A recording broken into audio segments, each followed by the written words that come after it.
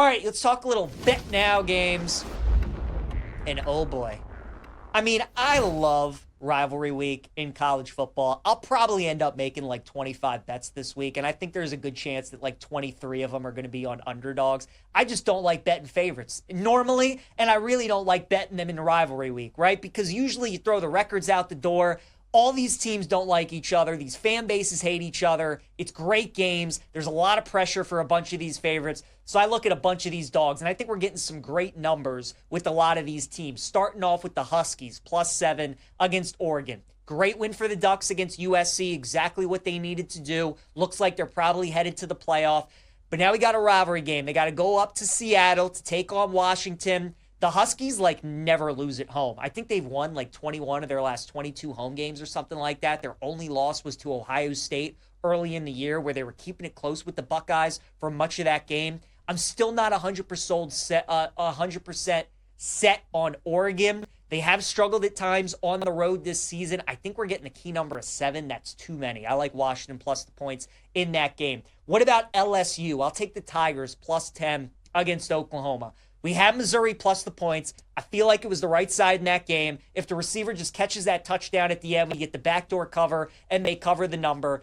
But Oklahoma, man, again, it's a team, it's all about turnovers with them. Their offense really isn't that good. And I think Missouri and LSU profile kind of the same way, where they got very good defenses, but LSU can't run the ball. And against Oklahoma, I don't necessarily think that's a bad thing, because nobody can really run the ball to begin with. So LSU's got a new quarterback in there who's a mobile quarterback. I think this is going to be another ugly, low-scoring game. And for Oklahoma, all the pressure is on them. They know if they win this game, they're going to the college football playoff. LSU's trying to spoil their season. They're trying to get a signature win this year. I think they keep that game close. I'll take LSU +10 against Oklahoma. What about Virginia Tech? +10.5 against Virginia.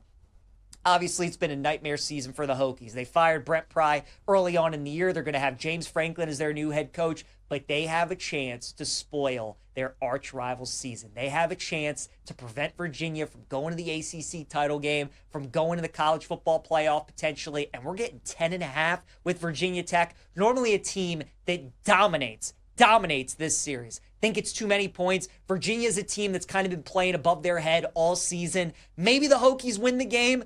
I don't think they win it by double digits. Give me Virginia Tech +10.5 against UVA. You guys knew this was coming, right? The Iron Bowl, Auburn and Alabama. I mean, you already know I'm going to be on Auburn in the game, +5. And how can you take Alabama in this game? You just can't. It's going to be close, like it always is at Jordan Hare. An absolutely absurd stat that I heard from one of my buddies the other day is that when the Iron Bowl has been played in Jordan Hare, and Alabama's been ranked and Auburn's been unranked, Alabama's never lost to Auburn at Jordan Hare. Think about that, right?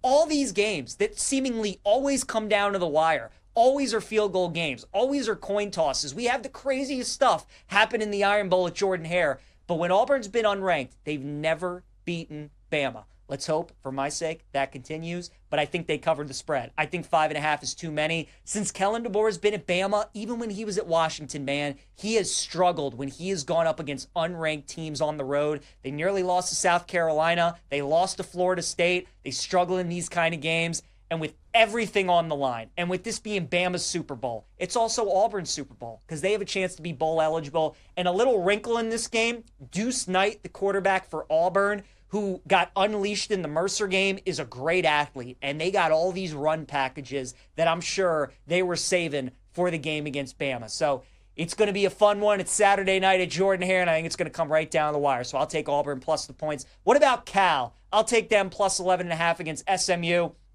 Again, SMU, if they win, they're in the ACC championship game, and all that's standing in their way is a trip to Berkeley to take on Cal, who just fired their head coach in Justin Wilcox. I think that's going to be a close game. Give me Cal +11.5. And then moving to the NFL, Lions are down to a 2.5-point favorite against the Packers right now. I think this is too much of an overreaction to what we saw yesterday in the NFL. The Packers beat the Vikings convincingly, but I think that was more about J.J. McCarthy, and that was a close game until the Vikings muffed the punt, and then the Packers kind of took over from there. On the flip side, yes, the Lions did struggle with the Giants. Yes, they probably should have lost that game. I think they were looking ahead, though, to Green Bay, and I think 2.5 is a great number. I like the Lions in that spot. Give me the Bengals plus 7.5 against the Ravens. Joe Burrow expected to play. However, T. Higgins and Trey Hendrickson are going to be ruled out. Really doesn't matter because Jamar Chase is still going to be in the lineup for the Bengals. And all in the next couple days leading up to this game, all everybody's going to talk about is if Joe Burrow is going to play. But very quietly, Lamar Jackson is not himself. He's not healthy. He's not running the ball. He's not looking as sharp as a passer. And that, for me, is a concern. Divisional game, this many points. I like Bengals plus 7. I think they could pull the upset. What about the Steelers? Plus 4.5 against the Bills. This is too many points, man. This is going to be one of those Tomlin voodoo games right down to the wire. Bills turnovers, all that kind of jazz. I like the Steelers to keep it close. Anything north of 3, I think, is a bet on Pittsburgh. And then finally, the Cleveland Browns plus 6.5 against San Francisco. How good is that Browns defense, especially when they're at home? You get a West Coast team off a short week going on the road. That's going to be an ugly, nasty game. I think Cleveland could pull the upset. I like the Browns plus 6.5